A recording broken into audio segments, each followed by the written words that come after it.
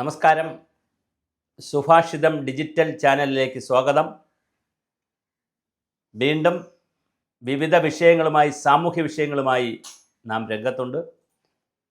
5.5 ലക്ഷം വരുന്ന സർക്കാർ ജീവനക്കാരുടെയും സ്കീം തൊഴിലാളികളുടെയും പ്രശ്നങ്ങൾ വളരെ ഗൗരവമായിട്ടാണ് സുഭാഷിതം ചാനലിൻ്റെ റിസർച്ച് ടീം കണ്ടുപിടിച്ചുകൊണ്ടിരിക്കുന്നതും റിപ്പോർട്ട് ചെയ്യുന്നതും.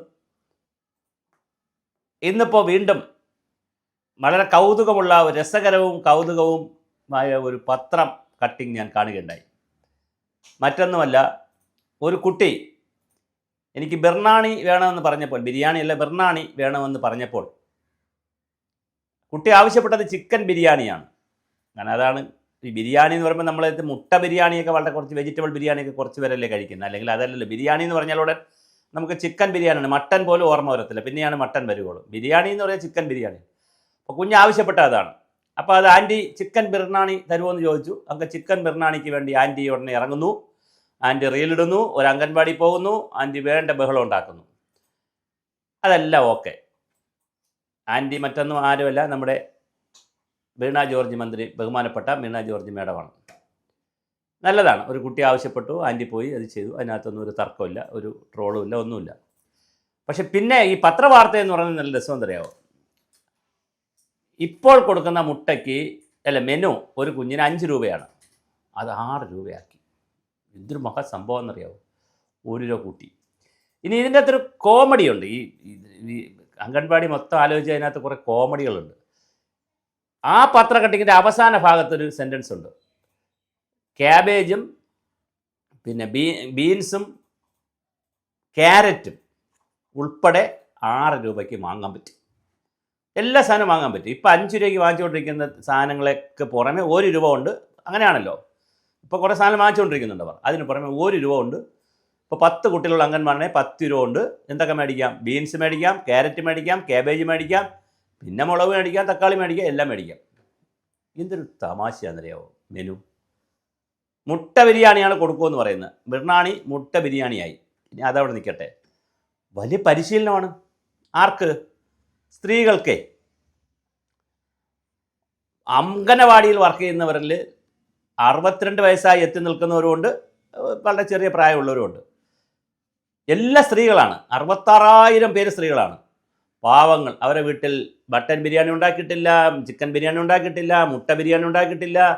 അവർ ഈ പറയുന്ന ഐറ്റം ഒന്നും ഉണ്ടാകും. അതുകൊണ്ട് പരിശീലനം എന്തൊരു കാര്യമാണ്. സംസ്ഥാന തലത്തിൽ റിസോഴ്സ് പേഴ്സൺമാരെ പരിശീലനം. ഈ ഹരിത മേഡത്തിനൊക്കെ തലയ്ക്ക് ഓളമില്ലേ, വട്ടാണോ? എന്താ മേഡം അവിടെ ഇരുന്ന് കാണിക്കുന്നത്? അതിനൊരു സംസ്ഥാനതല പരിശീലനം. എന്താണ്? മുട്ട ബിരിയാണി ഉണ്ടാക്കാനുള്ള സംസ്ഥാനതല പരിശീലനം. അത് കഴിഞ്ഞിട്ട് അതിന് മാസ്റ്റർ ട്രെയിനർമാർ വെച്ച് ജില്ലാതല പരിശീലനം. അത് കഴിഞ്ഞ് പഞ്ചായത്ത് തല പരിശീലനം. മുട്ട ബിരിയാണി ഉണ്ടാക്കാനേ കഷ്ടമാണ് ഇവർ അധിക്ഷേപിക്കുന്നത്. അംഗൻവാടി ടീച്ചർമാരെയും അമ്മമാരെയും സഹോദരിമാരെയും വർക്കർമാരെയും ഹെൽപ്പർമാരെയും അധിക്ഷേപിക്കുന്നത് മോശമാണ്. സ്ത്രീ സമൂഹത്തിന് നാണക്കേടാണ്. ഒരൊറ്റ മനുഷ്യൻ പരിശീലനത്തിന് വരുന്നു. മുട്ട ബിരിയാണി ഉണ്ടാക്കാൻ പരിശീലനം. എന്തൊക്കെ ചൈനീസ് വിഭവങ്ങൾ ഉണ്ടാക്കാൻ പരിശീലനം കൊടുത്താൽ നമുക്ക് മനസ്സിലാവും. ചൈനീസ് ഫുഡൊക്കെ വരുന്നില്ല, കുഴിമന്തി പോലുള്ള സാധനങ്ങളൊക്കെ കൂടെ വരുന്നുണ്ട്. പരിശീലനം അത് അടുത്ത കഥ. അപ്പം മുട്ട ബിരിയാണി പരിശീലനം 6 രൂപയ്ക്ക് മേടിക്കാം. ഇനി അടുത്ത കഥ എന്താണെന്നറിയാമോ? ഇന്നലെ വരെ അല്ലെങ്കിൽ കഴിഞ്ഞ കാലങ്ങൾ വരെ മുട്ടയും പാലും ഒക്കെ അങ്കണവാടി ടീച്ചർമാരാണ് വാങ്ങിക്കൊണ്ടിരുന്നത്. അത് വാങ്ങിക്കൊണ്ടിരുന്ന മുട്ടയ്ക്ക് 6 രൂപയും പാലിന് 70-80 രൂപ ഒറ്റയായിരുന്നു 1 ലിറ്ററിന്. അത് 100 രൂപയാക്കി കൊടുത്തു. മുട്ടയുടെ വില 10 രൂപയാക്കി കൊടുത്തു. പക്ഷെ അപ്പം ഇതാ കോൺട്രാക്ടർ വരുന്നു, കരാറുകാർ വരുന്നു. അതിന് കണ്ടുപിടിച്ച ന്യായം എന്താണെന്നറിയാമോ? ഇവർ കള്ളം കാണിക്കും. അപ്പോൾ ബിരിയാണിക്കുള്ള ബാക്കി സാധനമൊക്കെ അവർക്ക് മേടിക്കാൻ കള്ളമില്ല, കറണ്ട് ചാർജ് അവർക്ക് അടയ്ക്കാൻ കള്ളമില്ല, വാട്ടർ ബില്ലുണ്ടെങ്കിൽ അവർ അടയ്ക്കും, കറണ്ട് കുഴപ്പമില്ല, വാടക ഉണ്ടെങ്കിൽ അവർ അടയ്ക്കും, കുഴപ്പമില്ല, എല്ലാ കാര്യവും അവർ ചെയ്യാം. പിന്നെ CBE നടത്താൻ ഇവർക്ക്, മറ്റേ കമ്മ്യൂണിറ്റി ബേസ്ഡ് എഡ്യൂക്കേഷൻ ഇവർക്ക് നടത്താം. അതിനുള്ള 250 രൂപ കൊടുക്കാം. അത് 2 എണ്ണം നടത്തണം, അതിന് കൊടുക്കാം. അതൊന്നും ഒരു കുഴപ്പമില്ല. പക്ഷെ മുട്ടയും പാലും അവർ വാങ്ങിച്ചാൽ ഇവർ കക്കുവന്നു. കോൺട്രാക്ട് കൊടുക്കാൻ വേണ്ടിയിട്ടല്ലേ, കരാർ കൊടുക്കാം. ഇനി കത്തെന്ന് വിചാരിച്ചോളൂ. ഒരു ഗതിയും പരഗതിയും ഇല്ലാത്ത, ഗ്രാറ്റുവിറ്റി ഇല്ലാത്ത, പെൻഷൻ സമയത്ത് കൊടുക്കാത്ത, ഇൻക്രിമെൻ്റ് ഇല്ലാത്ത പാവപ്പെട്ട ആളുകളല്ലേ. അവരൊരു മുട്ട അതിൽ നിന്ന് എടുക്കട്ടെന്നേ. അല്ലെ ഒരു ഗ്ലാസ് പാൽ അതിൽ നിന്ന് എടുക്കട്ടെ. അവർ കുടിച്ച് അവർക്ക് ആരോഗ്യം വരുന്ന അവരെ കുഞ്ഞുങ്ങളെ അവർക്ക് നന്നായിട്ട് പഠിപ്പിക്കാൻ പറ്റുമല്ലോ, അല്ലെ പറഞ്ഞു കൊടുക്കാൻ പറ്റുമല്ലോ. അത് അടുത്ത കഥ. ഇനി മൂന്നാമതിലൊരു കഥയും കൂടെ ഉണ്ട്, അതും കൂടെ പറഞ്ഞ് അവസാനിപ്പിക്കാം. CBE എന്ന് പറഞ്ഞൊരു സാധനം ഉണ്ട് ഇതിനകത്ത്, കമ്മ്യൂണിറ്റി ബേസ്ഡ് എഡ്യൂക്കേഷൻ. അതെന്ന് പറഞ്ഞാൽ 250 രൂപയാണ് ഒരു മാസത്തേക്ക് 2 പ്രോഗ്രാം നടത്തണം. 250 രൂപയ്ക്ക് ഒരു പരിപാടി കൊടുക്കുന്നത്. 20 പേരെങ്കിലും പങ്കെടുക്കണം. 20 പേര് പങ്കെടുത്താൽ അവർക്ക് ചായയായി, അവർക്ക് ഭക്ഷണം, പിന്നെ ബിസ്ക്കറ്റായി, പിന്നെ അത് കഴിഞ്ഞിട്ട് അവർക്ക് എന്താ കൊടുക്കണം, അവരെ ക്ലാസ് എടുക്കാൻ ആളുണ്ടെങ്കിൽ ക്ലാസ് എടുക്കാനുള്ള ആളിനെ വിളിക്കണം. ഇങ്ങനെ നല്ല രസകരമായ ഒരു സംവിധാനമാണ് ഇതിനകത്ത് കിടക്കുന്ന. ഞാൻ അതിൻ്റെ ഡീറ്റെയിൽസ് തന്നെ പറയാം. 2 CBE ആണുള്ളത്. ഒരു 2 CBE means community based education, അതായത് സാമൂഹ്യാധിഷ്ഠിതമായ പരിപാടികൾ. 10 പേരെ പങ്കെടുപ്പിച്ചാൽ മതി. 10 പേരാണ് മിനിമം പങ്കെടുക്കുന്നത്. 15 പേര് വന്നാൽ പോലും പ്രശ്നമാണ്. ആളുകൾ വരുമല്ലോ.